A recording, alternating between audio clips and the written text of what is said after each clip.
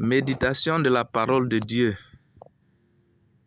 du mardi 28 avril 2026.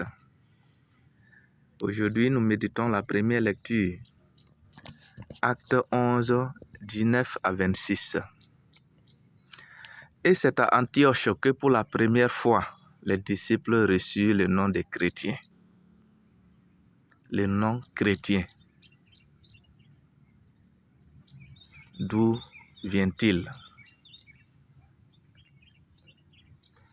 Aujourd'hui, on nous appelle chrétiens,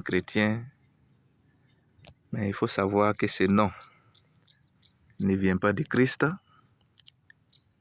Il ne vient même pas des chrétiens. Ce sont des païens qui ont surnommé, qui ont identifié les disciples de Christ par ce nom. Chrétien. Et quand tu entends chrétien, directement tu vois Christ déjà. Christ dans leur nom. Qu'est-ce qui s'est passé? Les disciples sont arrivés à Antioche. Ils sont nouveaux, ce sont des étrangers. Et les autochtones les regardent. Ils les entendent, ils les écoutent. Et quelque temps après, ils les surnomment chrétiens. Un chrétien, premièrement, c'est quelqu'un qui appartient au Christ. Toi, aujourd'hui, on vous appelle chrétien, on nous appelle chrétien. Mais est-ce que tu peux affirmer, tu es convaincu que tu appartiens au Christ à travers ta vie? Aujourd'hui, on te voit ici, demain, on te voit là. Ta vie même est mélangée. Comment on peut savoir que tu es un chrétien? Vous voyez? Et si tu es chrétien, même de façon extérieure, qu'est-ce qu'il le démontre? Quand tu te lèves le matin, est-ce que tes enfants t'ont déjà vu prier matin, midi et soir? Même si à midi, peut-être, tu n'es pas à la maison, mais le matin et le soir, est-ce que quand tu te lèves, tu pries? De façon extérieure, c'est ça. Au moins, c'est la prière. Même si c'est 1 minute de prière, c'est une prière. En plus de cela, depuis longtemps, tu vas à l'église. On n'a pas dit qu'un chrétien, c'est quelqu'un qui va à l'église. Non. Tu vas à l'église, mais tu n'es pas baptisé. Tu n'es pas confirmé, tu n'es pas marié.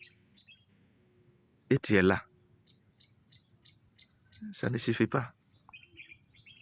Voilà. Tu vas à l'église, tu ne communies pas. Tu as une situation qui te peut régler, mais tu es là, tu tournes. Est-ce que c'est cela être chrétien, même de façon extérieure? Non.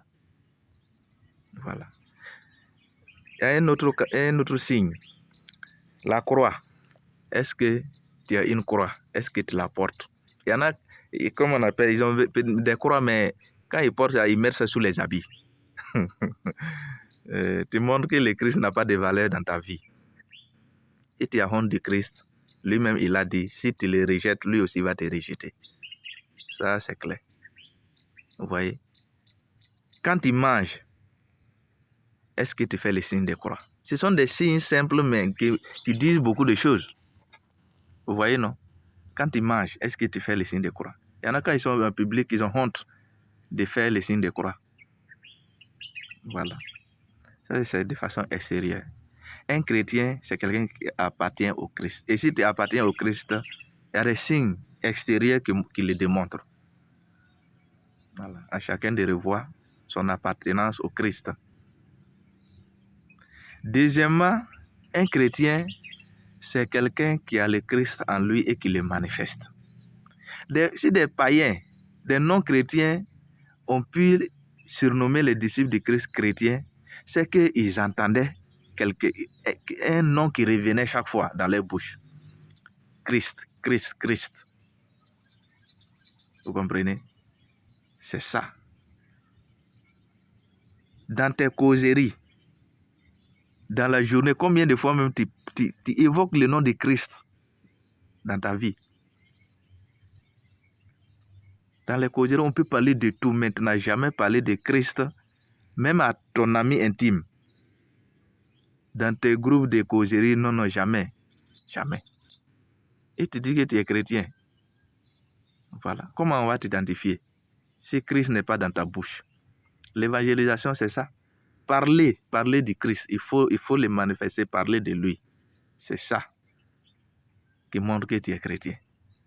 Mais tu es là tout en silencieux. Le Christ n'est pas dans ta bouche. Et c'est autre chose. Vous voyez? Le Christ est la vie.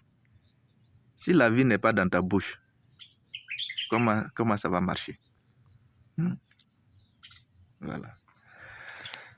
Et la dernière chose qui montre que nous sommes chrétiens, que nous méritons le nom chrétien, c'est la croix. Le Christ sans la croix, c'est zéro.